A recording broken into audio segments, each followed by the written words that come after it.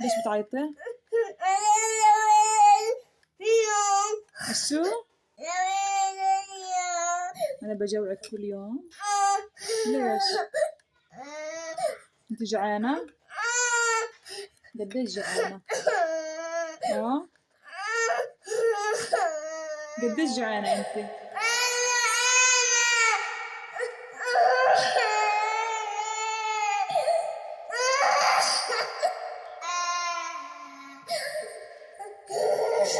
إيش مالك؟